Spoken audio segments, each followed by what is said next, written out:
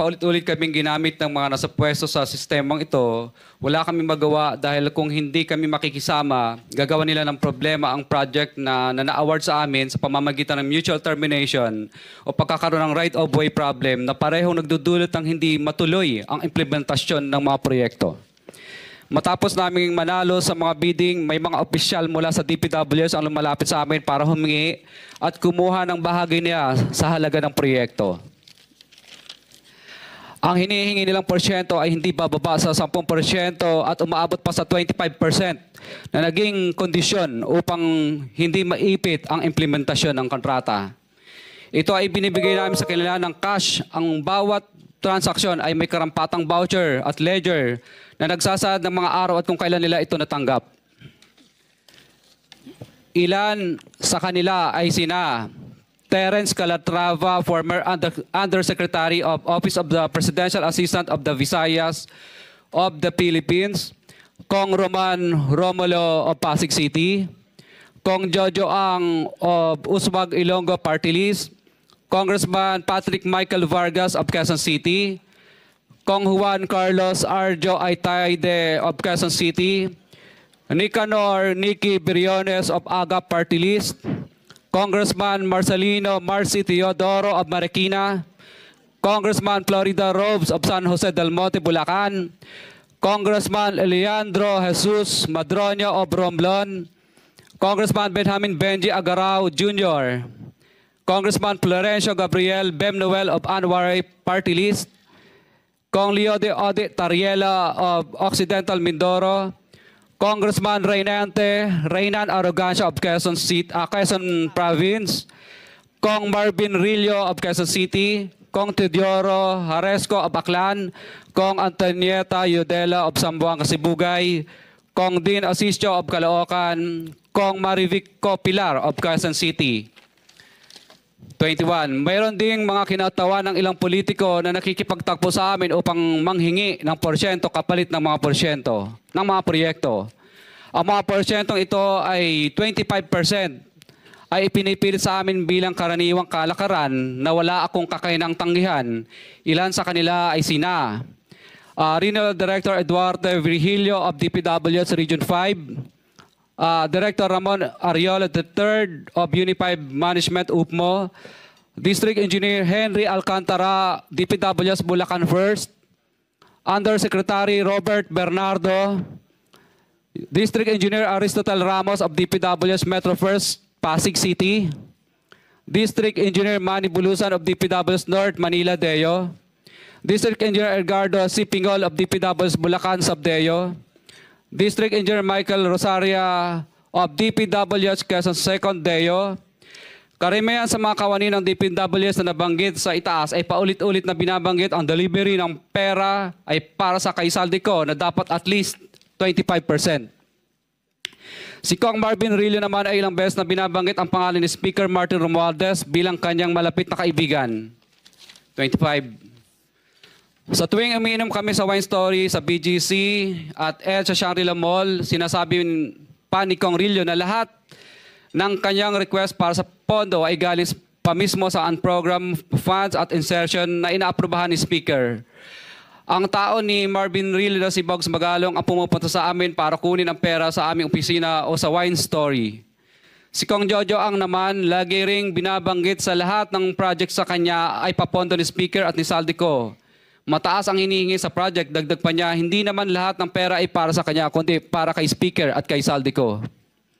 Sa lungsod ng Pasig naman, lumapit sa akin ang DPWS Project Engineer na si Angelita Garucha para kolektahin ang parte ni Kong Roman Romulo sa flood control projects noong 2022. Number 28. Pagdating ng 2025, si District Engineer Aristotle Ramos ang sumunod na nagpakilala na bagman ni Kong Roman Romulo kung saan 30% ang kanyang hiningi ay para kay Kong Roman Romulo. Sinabihan ko kay D.E. Ramos na masyado namang mataas, ngunit sinabi niya na walang magagawa dito dahil pondo ito galing sa unprogrammed funds at insertion galing sa taas. Sa ilang pagkakataon, ang mga politiko na personal na inabutan ng halaga ayon sa hinihingi nilang porsyento mula sa proyekto. Ang pagbabayad na ito ay hindi naman kagustuhan kundi isang hakbang na ginawa namin dahil sa matinding panggigipit. Ilan sa kanila ay sina Kong Antonieta Yudela kasama ang kanyang asawa, Kong Marvin Rillo of Quezon City, Kong Nikki Briones of Aga Party List, Arturo N. Ataide, ama ni Kong Arjo Ataide, Kong Florencio Gabriel Bem Noel of Anwaray Party List, Kong Eliandro Jesus Madroña of Romblon, Kong Benjamin Benji Agarao Jr. Bagamat naging matinding pagsubok ang kabawasan ng pondo na nakalaan sa proyekto, pilit at matapat naming sinusunod ang bawat espesipikasyon na nakasaad sa Program of Works na nakasaad sa proyekto ng DPWH. Nakakasiguro kami na nagawa namin ng maayos at matapat ang bahagi o phase ng proyekto na na-award sa amin. Sa katunayan, hindi kami mababayaran ng DPWH kung hindi ito dumaan at pumasa sa maraming material testing na naaayon sa design ng DPWH. Ina-assess at ini-inspect ng DPWH ang bawat proyekto base sa natapos na parte o accomplishment. Napilitan kami na i-absorb ang kabawasan na ito na nagdudulot ng maliit na kita o pagkalugi sa ilang projects. Para makabawi, dinadamihan na lang namin ang partisipasyon sa mga projects. Taliwas sa mga lumalabas na may mga impormasyon sa publiko, hindi kailanman kami gumawa ng ghost projects. At masugid kami nag-i-inspect sa lahat ng aming mga natapos na projects. Handa po kaming tumistigo ng walang pilit at kusang loob bilang state witness at sabihin ang lahat ng nangyayaring katiwalaan ng Kamara, DPWH at iba pang mga kawani ng gobyerno upang gawin ang tama. Senator Estrada. Mr. Diskaya, sa dami-dami mong binanggit na pangalan na kongresista, isa lang tanong ko, Senador, meron ba? Your Honor, wala po. Sigurado ka? Safe ka na. Sigurado po. I resent that statement, Mr. Chair. I resent that statement. Safe ka na. Okay. Di ba? Safe na. Mr. Chair, I move that you strike off the record that you Alam mo naman, biro lang naman yun eh. Wala yun, wala yun. Mr. Chair? So, Senator ba to?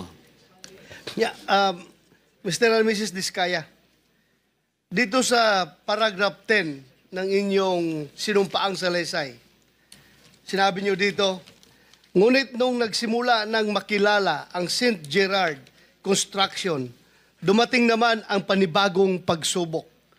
Ang pagkakaalam ko yung pagsubok ay these are trials, challenges, kahirapan. Pero dumating ang panibagong pagsubok. Unti-unting nagsilapitan ang mga district engineers at mga regional directors ng DPWH at mga chiefs of staff ng mga mambabatas na nag-alok ng mga proyektong sinasabi nilang pundo ng mga mambabatas. I don't think pagsubok ito. Kung ako ay kontraktor, grasya ito. Grasya, hindi ito pagsubok, grasya. But that's beside the point. Ang gusto ko lang ma-establish dito ay totoo ba talaga na sila ang pumupunta sa iyo para mag-alok o ikaw pumupunta sa kanila humingi ng project?